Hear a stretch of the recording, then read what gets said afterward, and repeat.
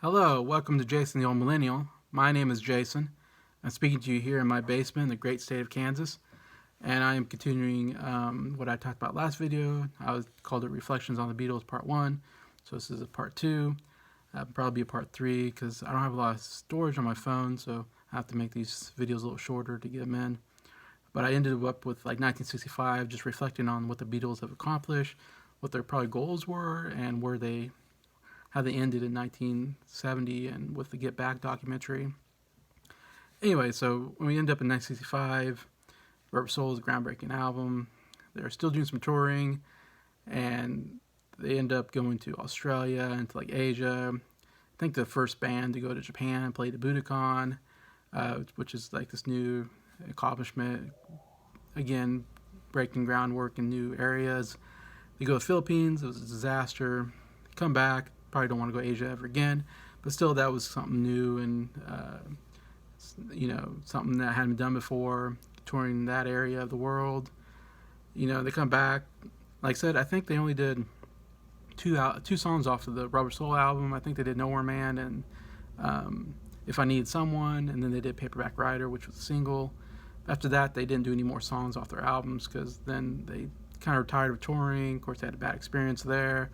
It seemed like touring was getting more dangerous, and just the crowds were just too much. It was just getting tiring. Traveling was just getting too tiring for them, I think, and also they couldn't hear themselves because all the screaming, and it just wasn't fun anymore. So they stopped touring, which I don't think any band's ever said we're not touring anymore. That's the only band that's ever done, I think, is the Beatles. I mean, touring is like a big part of being a band. That's why you're in a band, is to play in a concert and live audience. That's why you do it. That's the fun of it, I think. And that's where you make a lot of your money, is going touring. So it was just really bold and crazy that they said we're not going to go on tours anymore, and so that's something kind of new for them. Instead, we're just going to make great albums. We're going to just concentrate on making studio albums, pushing the limits of what you can do in the music studio, make the greatest albums of all time. So that was their next goal, was we're just going to make the greatest albums of all time.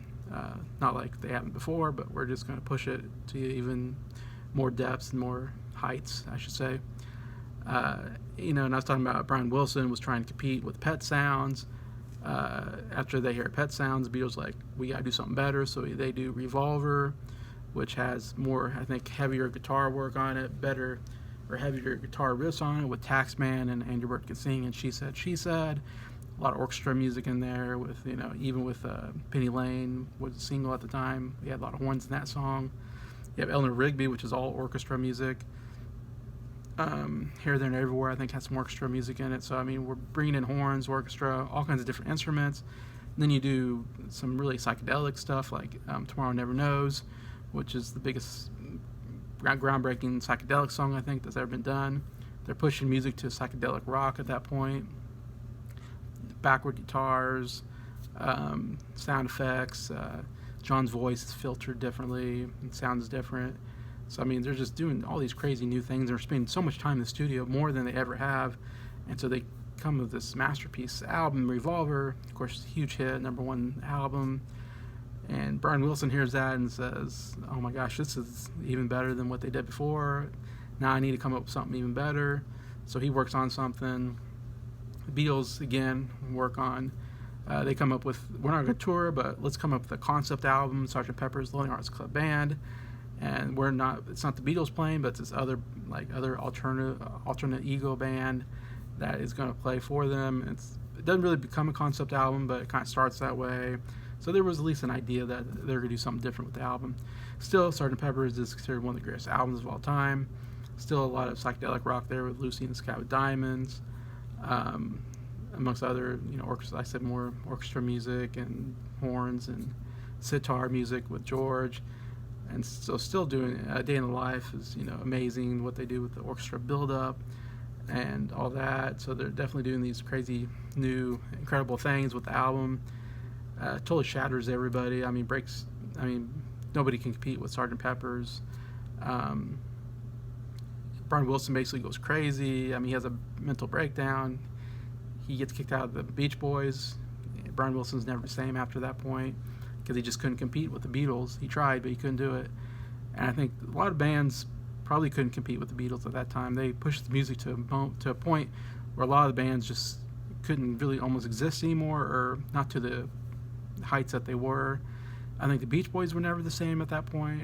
I feel like after Pet Sounds, I think of like the Monkees, Hermit Hermits, the Hollies, all those groups that were like these really catchy pop rock songs that the Beatles were doing in their early career. They were doing it, but they weren't evolving like the Beatles. They weren't pushing towards psychedelic rock, and so they kind of went away or weren't as popular.